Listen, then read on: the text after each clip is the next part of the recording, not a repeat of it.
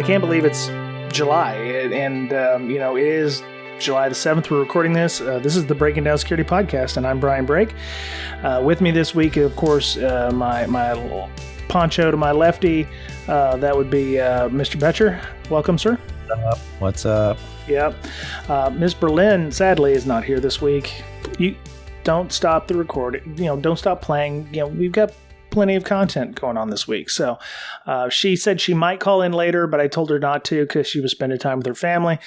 And, I'm nothing if not a happy leader who, more than allows people to just spend time with their family, as we heard with Mr. Betcher a couple of weeks ago. So we're going to wing it this week without her. So do you think we can do that, Mr. Betcher? Well, it won't be as good. Sorry. Wow. No, wow. But we have backup. We do have backup. That's right. We green room right now. Yep. We actually had to have two people to replace her this week. So please welcome to the show from Rhino Security, Ben Caudill, and oh god, hang on now, I got it, Spencer Gietzen. Yep, you got it. Yeah. You remember the rule. Bite me, Mr. Betcher. Yeah. Anyway, so before we get started, I would like to ask Spencer, because he, is the first person I'm looking at right now. Maybe tell us a little bit about yourself, and we'll do Ben second, and then we'll get to the topic in question here. So tell us a little about yourself, Spencer. Okay, so I grew up doing a lot of different programming languages. Started out with Java, taught myself PHP, dabbled in many other languages, both in high school and college. And then I ended up at Code Fellows in Seattle, which is a software development boot camp. And I specialized in full stack JavaScript. So I graduated from there. And shortly after that, I came on board with Rhino. So now I'm a penetration tester with a focus in cloud security. Interesting. Okay. Very nice. Ben, how about yourself? Yeah. So I actually started on the blue team. Was actually in incident response way back in the day at Boeing. Was my first job in cybersecurity, and several years of bouncing around and different career paths there. Ended up a little over 5 years ago now. Man, time flies when we're having fun. Wow. 5 years ago, founded Rhino Security Labs. As the founder and CEO, obviously keep a pretty good handle on the research side and the technical side as well. So, that's Spencer and myself. Very cool. All right. So both of you are developing your coding and everything, and you're going to be speaking at Bsides Las Vegas this year about a tool that you guys have created. It's called Pacu. Now, does Pacu stand for something? Is it? Yeah, it's actually the name of a piranha that actually lives in the Amazon. So that's where we got the name from. Okay, all right. So I thought it might have something to do, like segue into what the software does, but obviously that's not the case. But that sounds cool. I appreciate the nice short name, and it's not something that is rated R or whatever, like it was last year with Meat Pistol or whatever. So yeah. So let's talk a little bit about what Pacu is. Maybe you could shed some light on that and tell us what that is. Yeah. So Pacu is an offensive tool, a tool for penetration testers and cloud security engineers to demonstrate AWS security vulnerabilities by exploiting them. There's a number of other tools out there that are developing, identifying various vulnerabilities and misconfigurations in your infrastructure. But we as penetration testers have historically had a really hard time with the actual exploitation process. And what do we actually do with this particular bug or this particular misconfiguration? And obviously, demonstrating that to clients, to individuals, and even ourselves, understanding what those vulnerabilities can do, what the impact is absolutely important. It's critical to our work. So, ended up actually building this tool to exploit many of those vulnerabilities that you see with other tools out there, Scout 2 being one of the bigger ones, CloudSploit and others, that identify these vulnerabilities, but you don't really, as the user, don't really have the context of, how would this be used? Is this, can this be weaponized? How serious or how big of an impact is this? Or again, is this one of those kind of theoretical, I'll say lab grade bugs that can't really be exploited in the real world? And we've ourselves seen this with clients, and very quickly found that bringing Pacu to organizations and using this, or even other researchers, we can very quickly kind of dispel some of those myths. So that's how that came about and why we built it. Cool. Mr. Betcher, you have any questions? Because I've got some thoughts, but I wanted to let you get your nose in here and let it get started. No, go ahead. Okay. So you said it's a tool for offensive people that to exploit these things. Is that a good thing to be able to run these exploits on an environment? Because I know enough from the AWS environment to know that you have to ask permission to do any kind of pen testing for, like they'll blacklist your IPs and stuff for certain things. Also, there's a vast number of products in AWS. Does this look at everything, or does this look at certain products in the AWS environment? Yeah, good question. So first, around penetration testing, obviously make sure that you get approval from AWS. You go through the penetration testing approval process. There's a form that they have you fill out. We've been through it a number of times. It's pretty straightforward, pretty simple. In terms of the actual services, obviously there's hundreds of services available on AWS, all sorts of different APIs and functionality that's coming out constantly. There's all sorts of new features added on a regular basis and just changed as well. No, it certainly doesn't cover everything. Not yet anyway. Okay.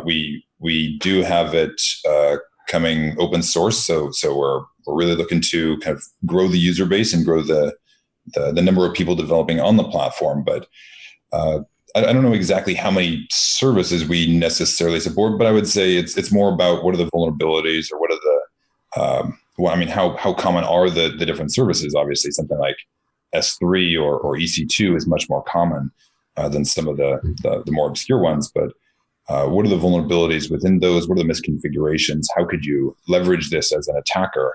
And what makes most sense, given the number of environments that you'll typically see. Right. Yeah, I know a lot of organizations tend to use the S3 for the, static websites or what have you. They like to use things like Route 53 for DNS. They use the security groups. Elasticsearch, Elastic Load Balancers are always very popular. Not RDP, but RDS, which is their Postgres and MySQL DB clustering. So how do you know that this tool is going to work when you take it into an environment? Let's say you are using this on an engagement and they have, X, Y, and Z things. Is this extensible? Can you add to it? I mean, the idea sounds like it is extensible. It's a framework, right? Yeah, exactly. Hit the nail on the head. Very, very modular platform. Again, we're regularly developing the framework itself and making it simpler and easier to use and more functional. But yes, anybody can build new modules for this. And again, we kind of need to build it that way to make it expandable to the point of being able to hit all those different services. Obviously, there's a lot that AWS is producing that we can't certainly keep up with. In terms of how that's done, again, there's a lot of the heavy lifting is done on the framework itself. The regions that are actually supported, the different API calls, and making sure that the scripts that you write, the modules that you write, are actually usable, and you can use that data in other modules as well. So there's a number of things that we kind of built around to ensure that it's easy to extend, it's easy to edit, and at the same time you're not spending your own time, your own energy, constantly having to maintain your own modules. Right. So what scripting language does this use? Is it Python? Is it Ruby? Is it Go? Yep, all in Python. All in Python. Okay. Yeah. All right. All right. So when you talk about vulnerabilities in AWS, it's not really vulnerabilities with AWS itself.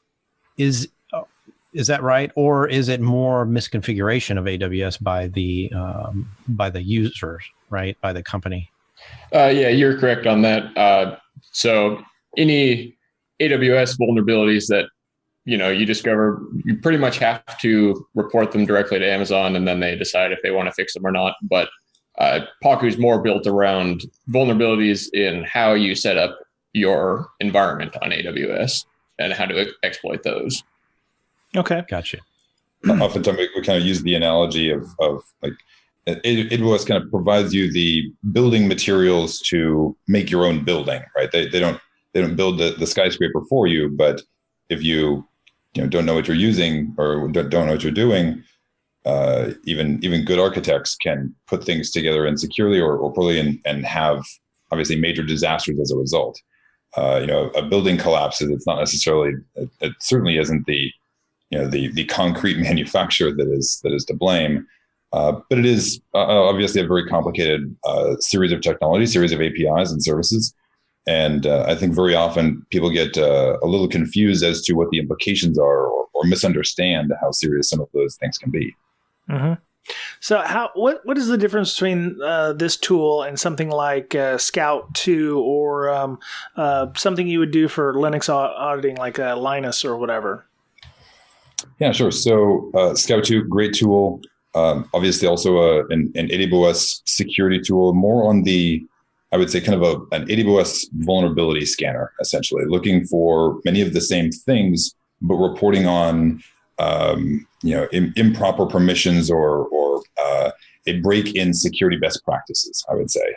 So in that sense, we kind of use like the Nessus and Metasploit sort of analogy. Scout 2, great as a vulnerability scanner. Pacu is more of the kind of Metasploit for the cloud, so to speak, the actual exploit toolkit to demonstrate and leverage those vulnerabilities that are identified. Okay. Can you give me an example of what the output would look like when you ran this? Because like Mr. Betcher said, it was mostly misconfigurations, right? I mean, you're not going to, are there actual exploits in this, or are you just, notifying people that there are vulnerabilities? No, it is, and we can certainly speak to some of those deeper examples. And privilege escalation is a good use case there.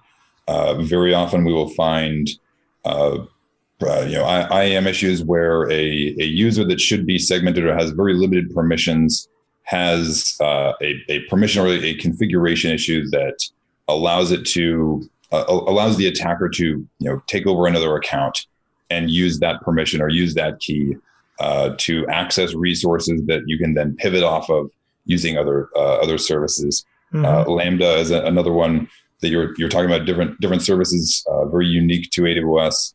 Lambda, the number of capabilities and the number of ways that can be abused is certainly of very relevant interest to us and certainly featured pretty prominently in Pacu.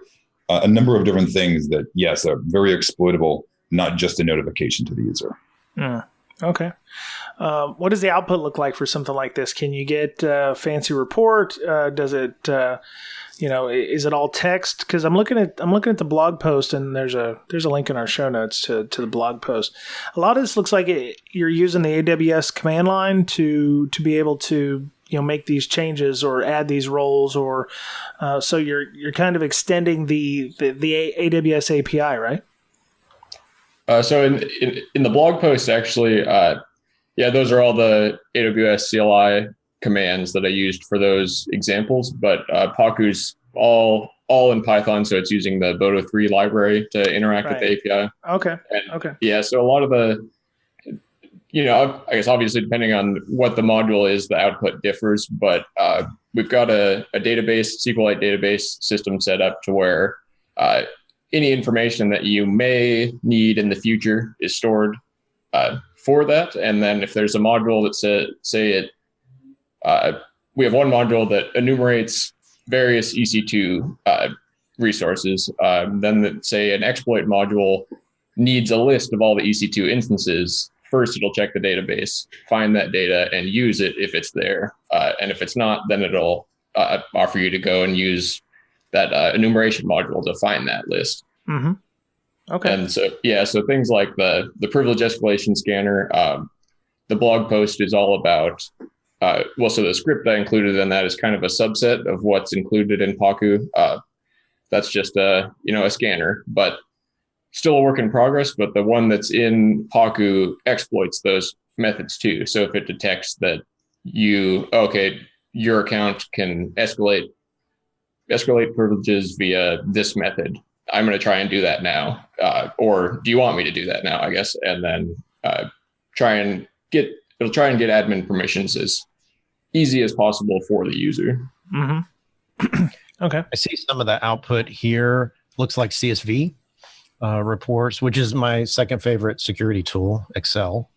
Can you Right. And it looks like, okay, so you have confirmed and potential for different policies or different categories, right? So when it says confirm, that means it appears that the tool attempted to exploit like update existing glue dev endpoint, and then it was confirmed it was able to do that. And potential, can you kind of walk us through those two scenarios? For example, pass existing role to cloud formation potential. What happened on the back end, and why does it say there's a potential there?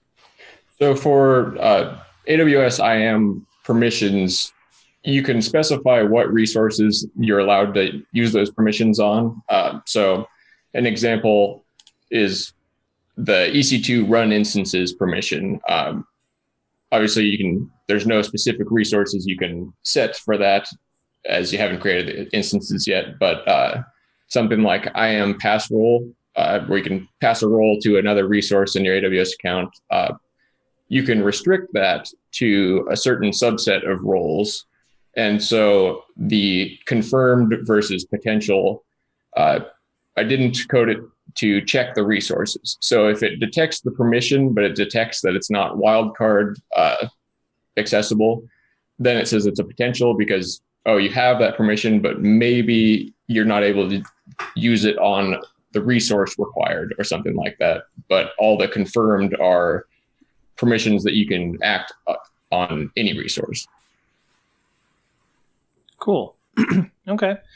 So I have another question. So I'm a blue teamer and I'm listening to this and I'm going, great, there's yet another tool. And, for red teamers to make my life a living hell. And how I want to use it to check my environment before I allow someone like you to come in and, poke around on my stuff. One, without having to do the actual exploits, is there a way that it will run in kind of like a check mode or something before it attempts to actually do the exploits, or is that not the reason behind Pacu?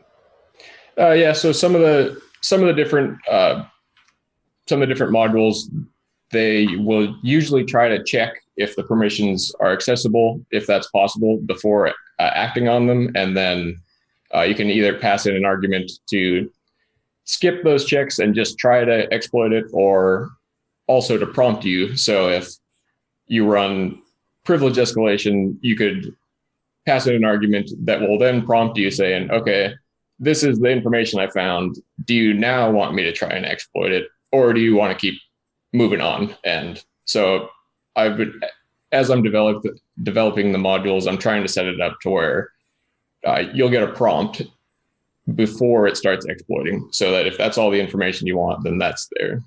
Right. Okay. So you're running this and it's doing, it's interacting with the AWS API through the Bodo libraries.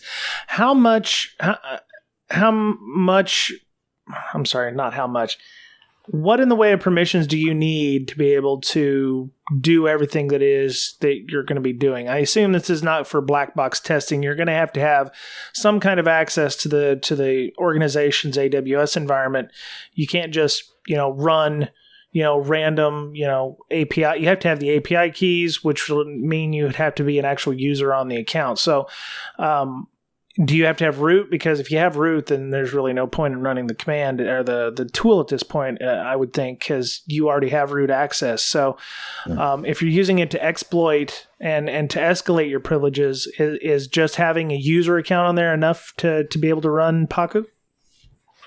Yeah, good question. So actually, there are actually some modules that are that can be run unauthenticated. I mean, everybody knows about the S3 misconfiguration issues that have been going around for years now. Right. Certainly, those are less common than they were even a couple of years ago. But there are certainly other resources, a number of other resources that have very similar types of public misconfigurations or public permissions that you can set. Whether they're default or not, there are always some subset of users that have those. So we do actually have checks and capabilities to scan unauthenticated and look for those vulnerabilities as well. As far as the keys themselves, you're right that a lion's share of the modules and capabilities are authenticated with some level of permission. But no, certainly it wouldn't make any sense to be running it with root. You're exactly right. Right. It's more about at the point where this key is compromised, right? The key for one of your developers or something that's on your app server, an API key that's that's using AWS. At the point where this is compromised through some event, some bad guy gets this key, what can they actually do with that? Right? And again, nail on the head. Privilege escalation is one of the first things. Great, I have this very limited lockdown key, that these very few restrictive permissions. Is there some way that I can jump into another account? Is there some way I can get resources that I shouldn't be able to? Is there something that I can pivot off of to be able to escalate my privileges before I start enumerating and further exploiting into the environment? Right. Okay. Now, this Pacu is on GitHub, so anybody can download it. Anybody can use it for free, right? Will it always be free? Yeah, the official release will actually be at Bsides Vegas. We'll be presenting there. So that'll be also the official open source release. We actually have a beta right now that anybody can join. Again, the link is there on the blog post. But trying to get some feedback, support and insight from other people that have a lot of experience, obviously with AWS security before that point. But yeah, anybody can join. We have a Slack channel set up and other resources, obviously, and the GitHub link. So yeah, certainly apply for the beta, and we can give you some resources there. To answer your question, yes, we'll always be free. We're not looking to do a bait and switch or anything like that. We use this tool as anybody else. So if we can support the community and build more of a developing or a development community around this tool, that'd be great for everybody. I think that's to everyone's benefit. Nice. And I know AWS is really hard. I've used it, and it's very complicated. It's really overwhelming at times, and anything that we can get our hands on to try and to get a handle on potential misconfigurations and whatnot is a good thing. Yeah, absolutely. Agreed. So I've got a couple things that I was sitting here thinking. So you made the tool, so you also know how to defend against said tool. What would be some of the quick wins that would make Pacu not as useful to a red teamer? I think that IAM permissions for your developer users or just any user account is one of the biggest things, because it seems that to some extent it's a misunderstood or just not fully understood service in how specific you can get with your different permissions and what kind of access you can delegate. A lot of time people don't understand so this permission on its own, that makes sense. They can have that. They can have this one. But, I didn't think about, can I somehow use both those permissions to do something else that I didn't consider or something like that? So basically it's restricting permissions to only exactly what that person needs access to, and whether that's resources specifically or AWS services as a whole. Mm-hmm. So I'd like to expand on that a little bit. Now, you guys are experienced in attacking AWS infrastructure. Is there any tips you can give security teams that log AWS, through CloudTrail or whatever, hit it into their SIEM? What should they look for, whether it be some combination of log events over a certain period of time, whatever, or a certain number of things hitting? What could we look for to detect what you're going to do? Right. Sure. Yeah. So one of the things that I'm glad you said, I was just going to say CloudTrail and SIEM. So we're on the same page. In that sense, I would say, first thing that comes to mind for me is actually in many ways, AWS is not so different than many other platforms, or the fundamentals are very similar. Mm-hmm. Authentication has many of the same properties, has many of the same means of defense or identifying malicious activity. CloudTrail for where API keys are being used, where there's login. What are the IP addresses that are accessing those various resources? If you suddenly have a major shift in IP addresses and resources being accessed, that's certainly an indicator. But again, a lot of the techniques that you would leverage, or that you could leverage in other platforms and other more traditional environments, I think are actually very applicable within the conceptual monitoring of AWS environments and CloudTrail in particular. It takes a little bit more, maybe interpretation of some of those fundamentals. But Spencer, anything on your side? Yeah, I think another big thing is just patterns. There's AWS Guard Duty, which tries to detect patterns in your account, of patterns of access through your users and applications, and flag if those patterns are broken. And I think it's a great idea and a great way to detect these kinds of things, because you might have a user who accesses EC2 only, and he only accesses it from the AWS web console for 2 years straight. And then all of a sudden, from the AWS CLI, he's trying to access IAM, or he's trying to access Lambda. That doesn't make sense in terms of the pattern that he's always followed. And so that's something that definitely could pick up on an attacker. And what's that called again? It's using sort of analytics, some sort of intelligence that Amazon has already built in to that. And how do I take advantage of it? Does that thing log so that I could get alerts from my regular, alert system? So Guard Duty in particular, they have a list of what they are looking for, list of findings, and you can run that through CloudWatch to trigger alerts in your account when certain things happen. So if this key is being used on an unknown IP address, alert me and do X, Y, and Z based on that information. Nice. Would something like adding MFA, multi-factor, to your API calls, would that also add additional security and defeat your tool? Yeah, definitely. That has a big impact on it.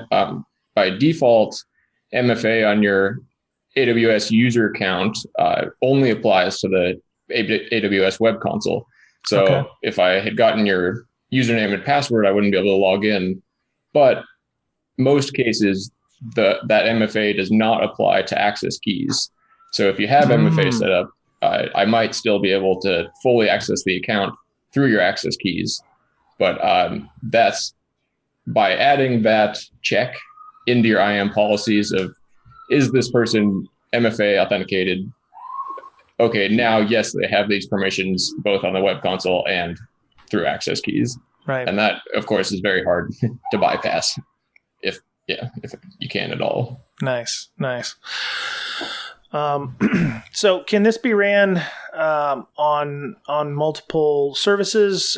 Do you have to pick a specific service? And okay, so let's say that what's the barrier to entry to making modules or to making this extensible? I mean, what do you need to know to be able to do this? Because I'm for people who you've named their firstborn, Guido von Rossum or whatever, or is it like somebody who like me who can just pick it up, on the fly? We're trying our best to make it so that you can pick it up on the fly. Obviously, need Python knowledge. It's Python 3, so modules are written in Python 3, as well as general AWS knowledge. But if you can understand what your goal is, I'd say it's relatively simple for you to pick it up and start trying to accomplish that goal in Python. Okay. Sounds good. You certainly don't need to be an AWS expert or an AWS security expert, certainly, to be able to start building modules and start leveraging those capabilities. Yeah.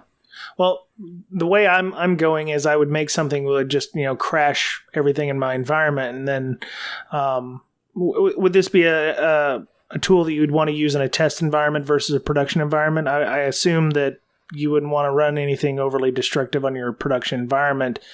And if you're running this and you don't exactly know what it's going to do, it could be very detrimental. You could lock people out, right?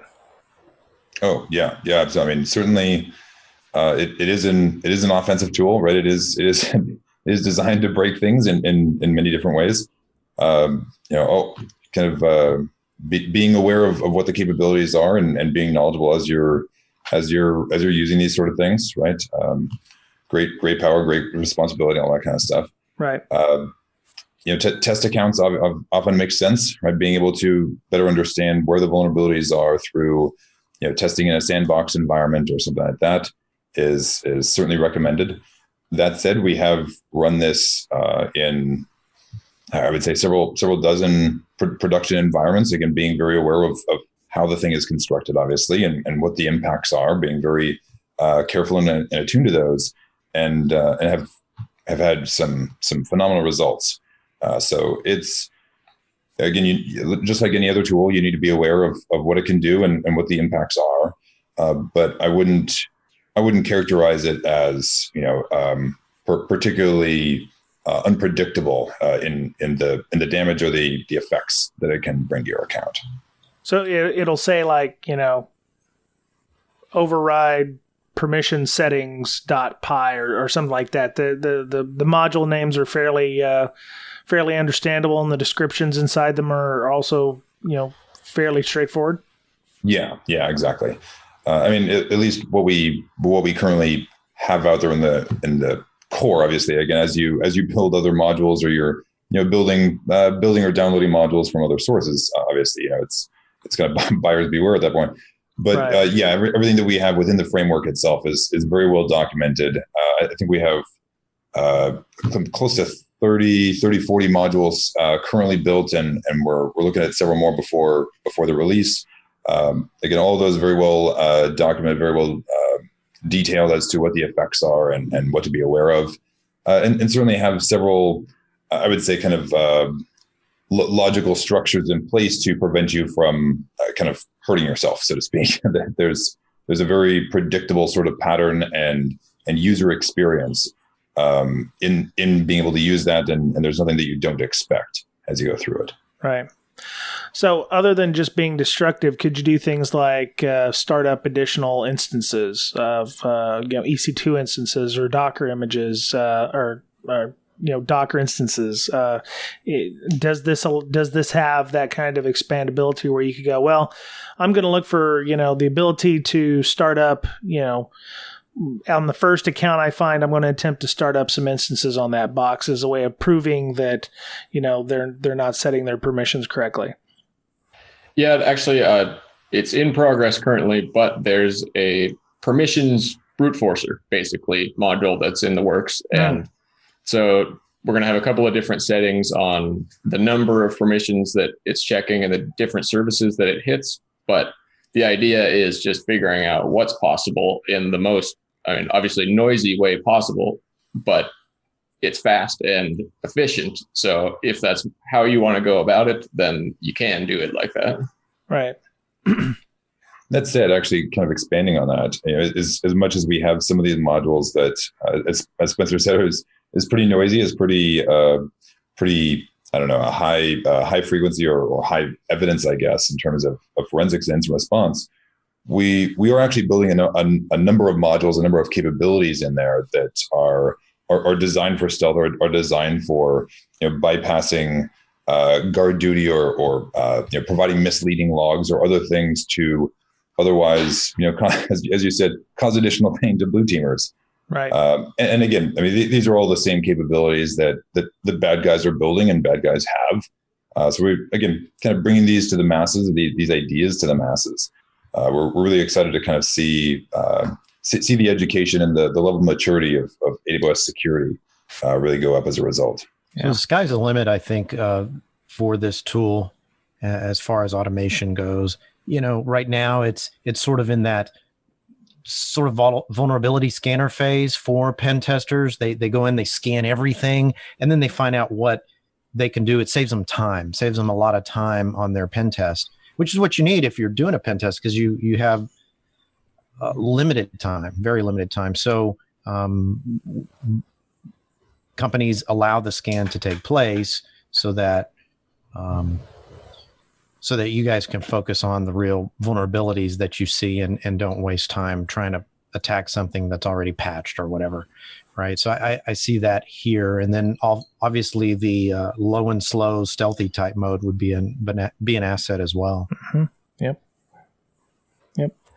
Yeah, I would say that the focus is really more on the exploitation side rather than necessarily vulnerability scanning, but certainly, identification and enumeration of those permissions is certainly often a prerequisite of some of the attacks that we lay out there. But it tells you real quickly what you should focus on or what you cannot do. Like, so Sally has virtually no permission, so don't pick on Sally's account, pick on Bob's, because Bob looks like he could, do a few things, right? That's what I meant.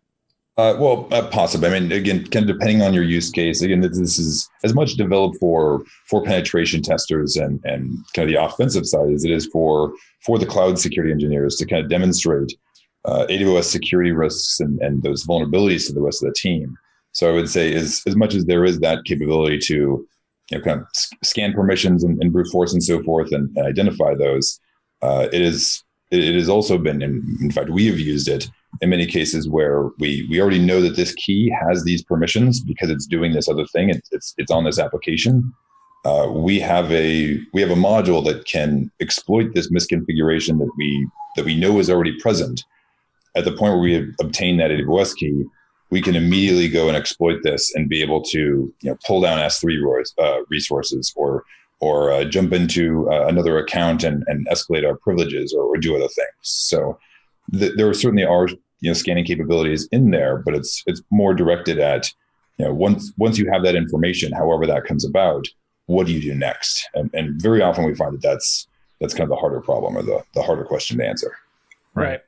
So, okay, you said you've used. It sounds like you've used this on engagements in the past or whatever. What are some of the typical findings you hit when you do this, and do you let your customers know that you're going to be running some things that may cause undesired operation? Yeah. So, starting on that second note, actually. While I build these modules, I make a big point of including notes about it or prompts and, kind of withdrawing from the automation when there's something where a certain action might cause like a denial of service, or it might screw up an application. I'll make a note of that saying, you probably don't want to do this because it's going to break the application, right. But do you want to? And so if you're just running it normally, obviously it'll attack different things, change settings, do all these things, but it won't perform any detrimental acts unless you tell it to, basically. So there's like a switch or something. It's like, if I had ran this to its full extent, we would have gotten X. if I would have been allowed to exploit this, we would have found why. If you want to run this again with the, hey, I know what I'm doing tag, then we'll bang on it a little bit. Yeah, exactly. And so that is, some of our findings are that exactly is, okay, this is 100% possible. An attacker could do it, would do it, but we didn't because it's going to harm your service. And that's not why we're here. Right. So when you find these on customer engagements, what are some of the recommendations that you give? Is it always the same thing? Hey, make sure your IAM is solid. Is it always the same recommendations? Because it sounds like there's a lot of organizations out there that aren't doing the basics to secure their cloud environment. Are you seeing any kind of outliers or anything other than just IAM based stuff? So that is something that, frequently that there's notes in there about that and suggestions and different things like that. But beyond that, different services, there's so many different configurations you can have for EC2 instances or Lambda functions or any service really. And so we try and get pretty specific in what exactly we're reporting on. Say something like, okay, I found and exploited this misconfiguration. Here is what that allowed me to do. Maybe that's escalating privileges further, getting access to EC2 instances, et cetera. Or, well, in addition, I'll say, this is what you could have done to stop me from doing it, from starting this, as well as here's what you could have done to try and detect me or stop me after. Okay. I would say, actually, kind of expanding on that further, one of the other things, kind of go back to a previous note there, remediation is very much, monitoring a response, right? Very, very often we will find that there are, I won't even say, again, vulnerabilities isn't the right term, but there are attack paths, excuse me, that can't necessarily be fixed through configuration changes. You are, you as the user are given a set of tools, and you are using them in this particular way to build this particular thing. If that is not, intended use, or if there are aspects to that can't be, fixed through configuration, sometimes all you can really do is monitor for those problems. Right. There's one particular, I guess, extreme example of having actually once compromised root keys themselves, where they had logging on some very basic things, but didn't actually have any sort of analysis or alerting on where those keys were logging in from. There's only so much you can do to prevent that, and maybe we would even argue that that's always a losing battle. But at the point where you can't alert, or you're not alerting on where your root keys are logging in from and who has those and what are the reasons, that in itself is a major risk. That's a vulnerability in itself. So obviously prevention is ideal, but monitoring and response, I would say, is very often where blue teamers have to rely. Right. No, that makes sense. It just amazes me that, a lot of companies get involved with AWS and they think it's going to solve all their problems, when it just adds an additional layer of difficulty or complexity that they may not be ready for. So, it sounds like this is a tool that has probably been needed for a while. Are there any, do you have any competitors out there? I mean, obviously Scout and things like Lynis, which is just for, hardware Linux stuff, are not very comparable. But is there anything else out there like that, like this tool? Yeah, I wouldn't say, competitors necessarily. I mean, again, this is open source. I mean, certainly if there's other things that come out there, I mean, we're certainly in support of that if it certainly helps the AWS security community. To answer your question more directly, I don't think we've actually seen much that does anything very similar. I mean, there's a couple of things out there. People will post some miscellaneous scripts here and there, but nothing that really has this kind of long-term modular approach in mind. It's more of kind of here's some scripts that I've thrown together and here's what you can do with them. but again, I mean, certainly we could be unaware of something as well. So right. Don't quote me on that. Cool. All right, Mr. Betcher, do you have any other anything else to? I have one more question, which is just pretty much an informational thing. Do you have anything left? This would be perfect for DefCon submission. Their tools. They have their tools thing. Oh, Arsenal. It's Black Hat Arsenal, but DefCon it's called something else. Oh, I see. Okay. All right.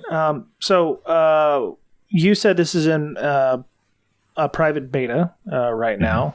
How would people go ahead and get that? I know it's in the blog post, and there's a link in the blog post if you find it later. But how would they go about getting onto this if they wanted to help you out with creation of modules, or they just want to test it for bugs?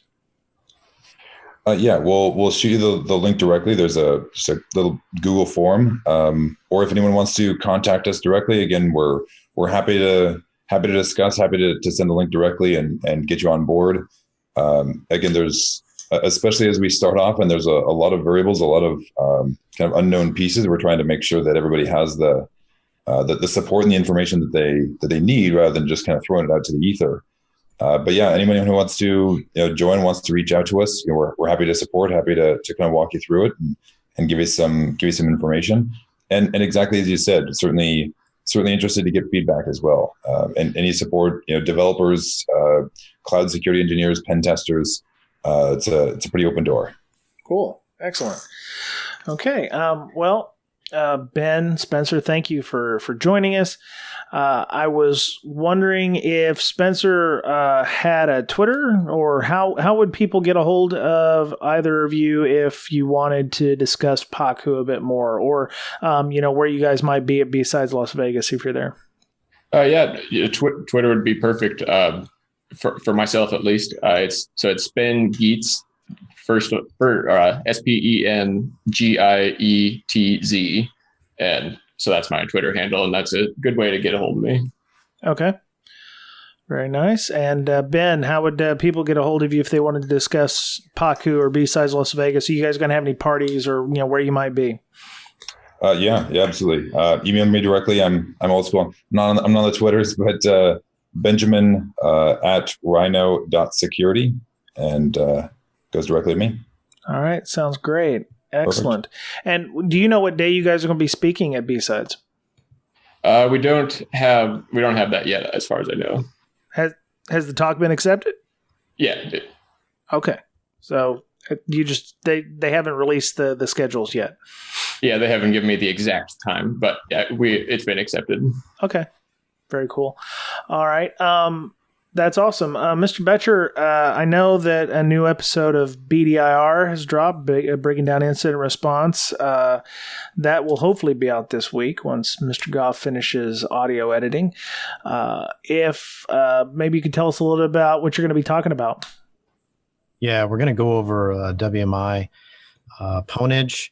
We have a guest on that wrote a tool to sort of help people exploit WMI, the way it interacts with the system, and things you can do like upload files, check processes, execute things, kill processes, start services, schedule tasks, all that stuff. Wow. So WMI is Windows management instrumentation. So it allows administrators to administer computers easier, right? Yep. And as we know, yes, today's problems are yesterday's solutions, right? So WMI has come back to haunt us, just like a lot of other things. And so we're going to talk about that and talk about how you can detect WMI hackery, right, on your system. Mm-hmm. So we look for certain logs, certain events, certain things that happen on the different systems, and alert on those events happening. So make sure you give a listen to Breaking Down Incident Response. Like you said, we just dropped a new recorded a new version yesterday, or a new episode. Yep. It's if you've never heard it, it's kind of like the Jeffersons to this here Archie Bunker, exactly like that. So check it out. And wow. Yeah, well, without the racial slurs and all that. Okay. So. All right. That's fine. That's fine. Right on. Yeah. Okay. Whew. Got me there. Yeah. So how would people get a hold of you if they wanted to discuss more about BDIR or LogMD or anything like that? Yeah. log-md.com. You can hit me up on the Twitters. Just DM me. My handle is @BetcherPwned. BOETTCHERPWNED. Cool. Excellent. All right. So Ms. Berlin will be back with us the next time we record. I can't say it's going to be next week. We may have to take a break because of I'm actually going to be speaking, but you can find her at InfoSister on Twitter, INFOSYSTIR, or on our Slack with the same handle. Speaking of our Slack, a very active Slack community. We have roughly 500 active users and 1,300 accounts, and we are always talking about security on there, and it's pretty much, becoming a kind of a big thing. People are enjoying it. They're finding a lot of good content on there. While we were recording, our CTF club was going on, so we're running through some hack the box challenges there. So we had about 15 or 20 people on our other Zoom that we have to run through some challenges. And if you're interested in that, we have a book club as well. Our summer book club is reading American Kingpin. I think they meet at the end of the month. David Sybuck, one of our moderators, is running that and doing a bang-up job. He also does our bi-weekly podcast book club. So we're doing Practical Packet Analysis 3rd edition with Chris Sanders.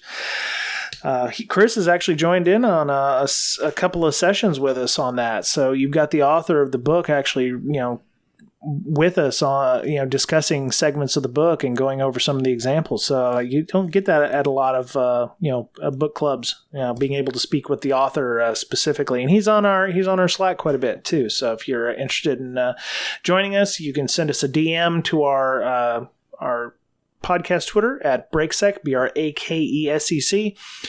You can also send us an email to bds.podcast@gmail.com.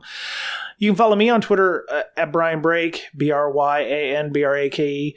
And, we have a Patreon. So if you found value, if you didn't know about Pacu and you've got a massive AWS environment and you're like, man, I probably need this tool to be testing, and this is great. I'm glad, Breaksec told us about it. Feel free to hit us up with even $1 is $1 more than we had before, and it helps us with things like, paying for equipment upgrades or, getting things that we can, hand out to folks, some swag at conferences. DerbyCon, we're going to be having a table, so we've got some stickers. We're looking at, doing some possible T-shirts. We have a what is that place called? tpub.com, I think. Ms. Berlin set this store up, and you can actually go to this site and get T-shirts with our logo on it, ironically enough. And we get a couple of bucks, I guess, every time somebody buys a shirt. So if you want the new logo from our podcast on there, you can, go over there and grab a shirt. And, we'll have some limited edition stuff at DerbyCon as well. But yeah, take a look if you're interested. So I will be speaking at Bsides Springfield, Missouri. It's the first talk of the day. I don't know if it's a keynote, but it is longer than some of the other talks. And it's the first talk of the day. So Ms. Berlin says it is a keynote. It is what it is. Will you have stickers? I will definitely have stickers. She mailed me some stickers, so I've got a ton of stickers. I'll probably bring enough for everybody who was there, and there's 140 tickets sold. They sold out. So everyone will hopefully get a sticker there or two. So, I will definitely have stickers for the new podcast logo. So, come and find me if you're in Springfield, Missouri. And, after I get done talking, my mama's going to be there. So I'll introduce you to my mama, and, y'all can meet her and see the person who spat me from her loins. So, there you go. You got that going for you. So, let me see. Ms. Berlin will be speaking at Diana Initiative as well at Hacker Summer Camp at the end of the 1st of August. So, she'll be speaking there, and really, really proud that she's doing that. That sounds like a really worthwhile endeavor, and she's going to be speaking no, I think that's it. I think that was the last thing. So, all right. That was it for this week on Breaking Down Security. Have a great week. Please be nice to one another, and we will talk to you again soon. Bye-bye.